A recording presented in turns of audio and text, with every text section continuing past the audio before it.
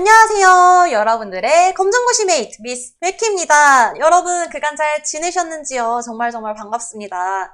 오늘부터는요. 내년 상반기 검정고시 준비를 하시는 분들을 위해서 수학과 영어 개념 설명을 진행해 보려고 하는데요. 본격적인 수업 시작에 앞서서 한 달 끝내기 과정과 어떤 차이가 있을지 한번 살펴보고 가려고 합니다. 한 달 끝내기 과정 같은 경우는 주마다 과목이 바뀌었었습니다. 한 주는 영어, 그 다음 주는 수학, 다시 영어, 수학 이렇게 한 주씩 번갈아 가면서 그 해당 주에는 해당 과목에 대한 문제풀이, 문제 스킬들이 계속 이렇게 업로드가 되었었죠. 그래서 주마다 과목이 바뀌었다면 앞으로 진행될 이제 개념 설명 같은 경우는 한 과목씩 끊어서 업로드가 될 건데요. 가장 먼저 시작할 게 바로 수학입니다. 수학 개념을 다 잡은 후에 영어 개념을 들어갈 건데 여러분 개념 설명 때는 제가 항상 내드리는 숙제가 있어요. 앞으로도 있을 거예요. 지금 제가 이렇게 온라인으로 하는 업로드 되는 수업은 처음이라 여러분들은 처음 듣는 이제 이야기일 수 있지만 어떤 숙제냐? 각 이제 한 강좌가 올라가죠. 한 강좌마다 저희가 한 단원씩, 한 소단원씩 살펴볼 거예요. 즉, 한 문제씩 풀이가 들어갈 거라서, 개념 설명이 들어갈 거라서 짧으면 10분, 조금 길다 싶으면 2, 30분 정도의 강의 시간이 소요될 것으로 예상됩니다. 그 말인 즉슨 여러분들 이제 진짜 본격적으로 숙제예요. 숙제가 뭐냐면 저랑 수학 개념을 잡는 동안 수학을 한 하루에 뭐 10분, 길게는 2, 30분을 하셨어요. 그 다음에 혼자 뭐 복습하시는 시간도 필요하시겠죠. 하시고 나머지 시간 1시간을 잡으시고요. 그러니까 1시간을 영어를 1시간을 통째로 잡으시라는 게 아니고 1시간 안에 수학했던 그 시간들 빼면 그 나머지 시간 있으시죠. 그 나머지 시간 동안은 여러분들께서 가지고 계신 각각 좀 이제 뭐 다를 수는 있겠죠. 브랜드가. 가지고 계신 그 개념서에 있는 영어 문제를 조금 살펴보셨으면 좋겠어요. 문제를 풀어보셔도 좋고요. 문제 풀어보시다가 모르시는 거는 댓글이나 댓글로 달기 좀 애매하다 싶으시면 이메일로 저한테 문의 주시면 됩니다.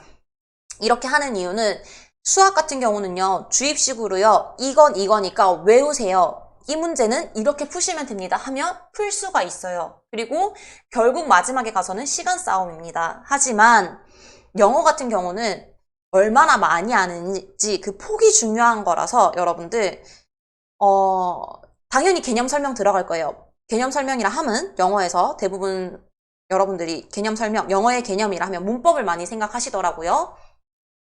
문법 설명 당연히 해드릴 테지만 검정고시 시험의 특성상 영어 과목에서 문법이 차지하는 비율이 그리 높지 않습니다. 크지 않아요. 그렇기 때문에 여러분들 문제를 많이 보시고 영어와 친숙해지시는 게 중요하거든요. 그렇기 때문에 숙제예요, 숙제. 물론 여러분들의 의지에 달려 있겠지만 저랑 수학 하루에 30분, 최대 30분 하시고 나머지 30분 정도는 영어 문제 꼭 하루에 한 문제씩은 풀어보셨으면 합니다. 그 중에는 대부분이 일상 회화, 표현들에 대한 문제일 테지만 문법적으로 이해가 안 되시거나 문제를 이렇게 문장을 읽으시다가 이 문법이 좀 궁금한데 이해가 좀 안 돼 하시는 부분은 얼마든지 자유롭게 문의 주셔도 되니까요. 그렇게 조금씩 우리 준비를 해서요. 하나씩 빌드업해서 나중에 정말 뒤를 돌아봤을 때 내가 준비가 잘 되었네? 오히려 다른 내가 쉽다고 생각했던 과목들보다도 수학, 영어가 더 준비가 잘 되었구나 하시는 경험을 해보셨으면 좋겠습니다. 자, 여러분들 그리고 제가 목표를 한 가지 더 잡았어요. 인트로를 5분 이상 하지 않기. 첫날부터 제가 잘 지킨 것 같습니다. 자, 여러분들 그러면 이제 본격적으로 수학 개념부터 잡을 건데요. 보시면 여러분 계속 지금 4분 30초가량 계속 보이고 있는 이 화면 2022년 고졸검정고시 2차 항목별 출제 단원 이게 바로 제 수업의 교재입니다. 이걸 프린트하실 필요는 없고요. 꼭 굳이 프린트하고 싶다 하시면 2022년도 2회차 가장 최근 기출문제를 프린트 해주시면 되세요. 그래서 수학 볼 건데 이 네모는 대단원이고요. 그 다음에 여기 밑에 보시면 대시가 아니고 1, 2, 3, 4 이렇게 숫자로 표시가 되어 있죠. 이게 뭐냐면요. 2022년 2회차 수학 검정고시 출제 문제 번호고요. 즉, 그 말은 쉽게 말해서 1번은 다항식의 연산에 대한 문제, 2번은 항등식에 관한 문제, 3번은 나머지 정리에 관한 문제가 출제가 되었다. 그래서 쭈루루룩 내려와 보면 이렇게 쭉 번호가 다 나와 있고요. 마지막 순열과 19번은 순열에서 20번은 조합 문제가 출제가 되었구나. 이렇게 확인하실 수 있습니다.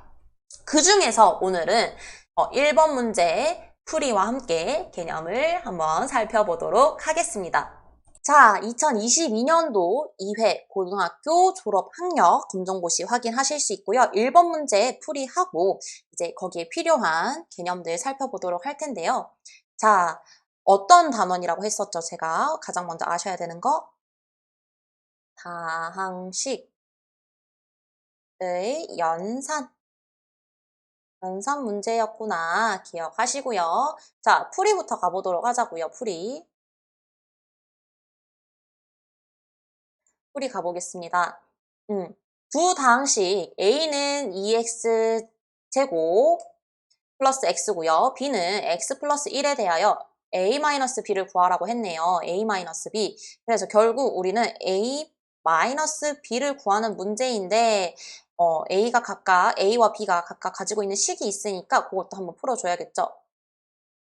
A는 뭐였어요? 2x 제곱 플러스 x였고요. 자, 빼기 B 뭐였죠? x 플러스 1이었네요. 이거를 다시 한번 분배 법칙에 의해서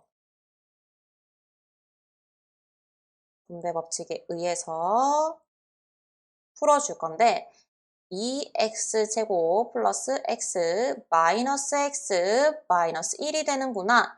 그래서 이걸 다시 한번 더 동료한끼리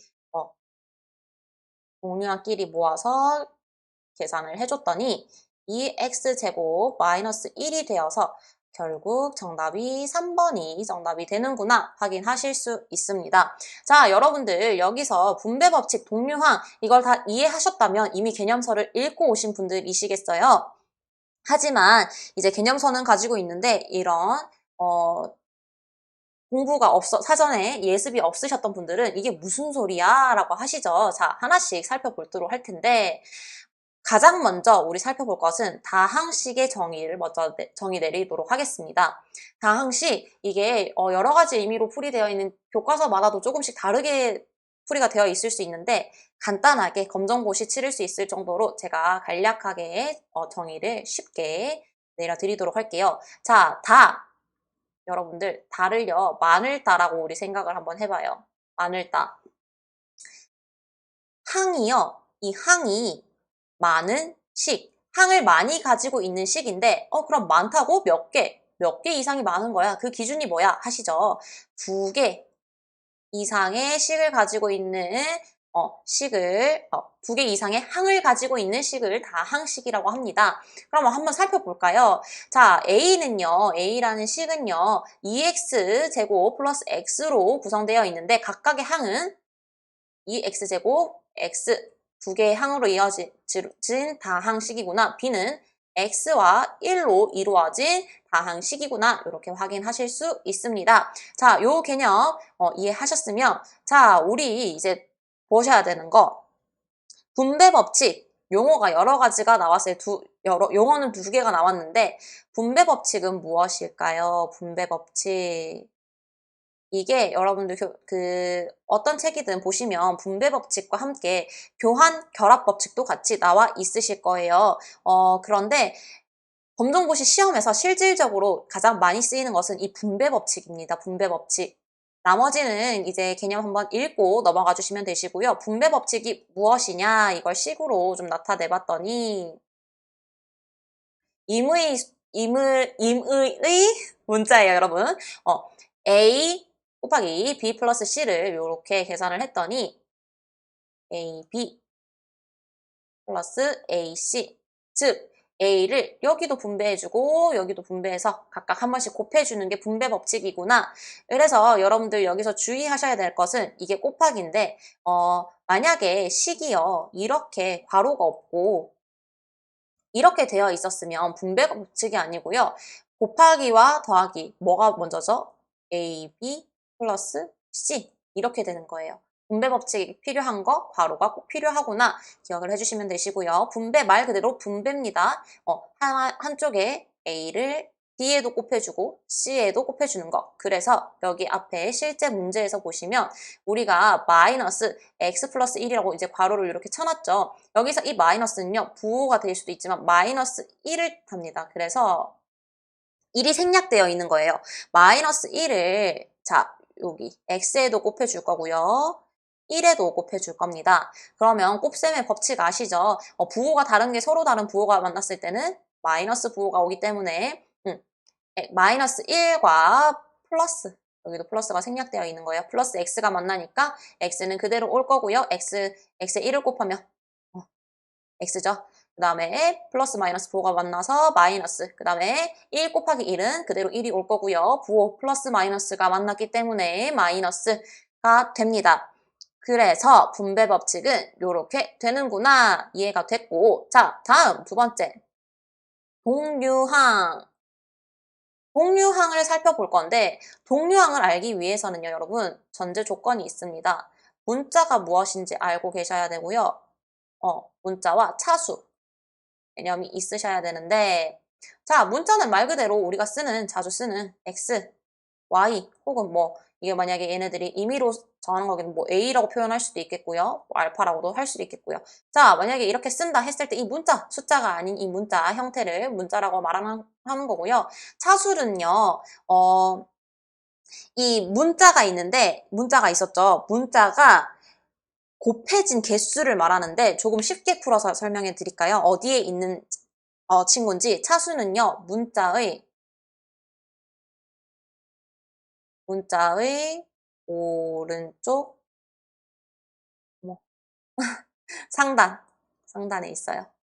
이게 무슨 말이냐? 자, 여기 주어진 식에서 한번 살펴보도록 할게요. 아까 우리 A는요, 2x제곱이라는 항과 x로 이루어진 항이라고 했는데, 자, 문자, 이 항의 2x제곱의 차수를 묻는다. 그러면 x, 문자의 오른쪽이 이 숫자가 되겠네요. 그러면 2차 항이 되는 거구나. 자, 2x제곱의 차수는요, 2차예요, 2차. 그럼 이 항은 2차 항이 되는 겁니다. 만약에, 죄송해요. 자, 요렇게. 2x제곱은요, 2차 항이에요, 2차 항. 그 다음에 x는요, 그러면 몇 차예요, 여러분? 여기는 1이 생략되어 있습니다. 그래서 1차 항입니다. 이렇게 확인을 하실 수 있습니다. 차수는 문자가 곱해진 개수인데 문자가 곱해진 몇 번 곱해졌냐를 말하는 거고요. 오른쪽 상단에 있구나. 문자가 몇 번 곱해진 걸 차수의 정의보다는 차수 몇 차인지 찾으라 했을 때 차수가 뭔지 어디에 있는 건지를 좀 확인을 하실 수 있으면 되겠습니다. 그래서 문자와 차수를 안다면 동류항이 무엇이냐라고 물었을 때 대답을 할 수 있게 되는데요. 자, 동류항이란 문자와 여기서 문자와 할 때 이 와는요. or이 아니고 and예요. and. 혹은 and라고 표현을 하죠. 그리고예요. 그리고 문자와 차수가 같은 항.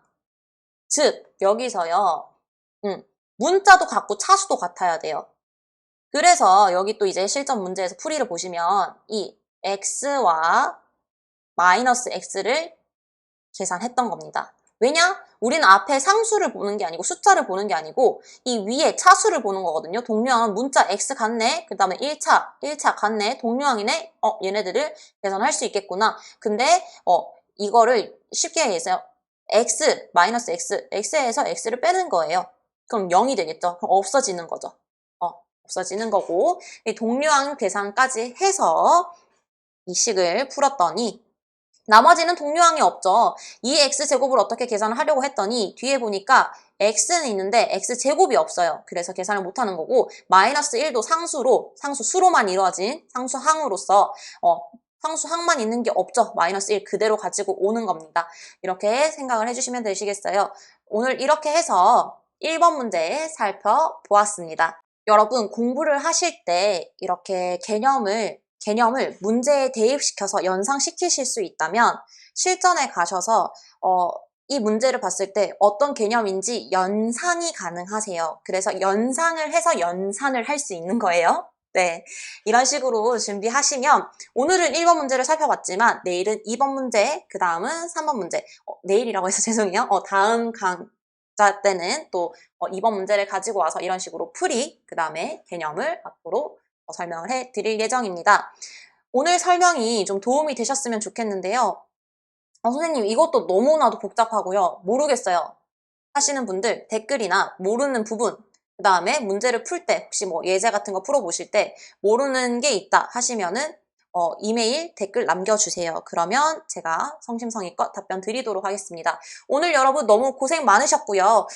첫 시작인데 앞으로 또 더 즐겁게 조금은 여유 있게 준비를 천천히 잘 하셨으면 좋겠습니다. 저는 다음 시간에 2번 문제로 다시 돌아오겠습니다. 여러분 다 아시죠? 그럼 이만 안녕!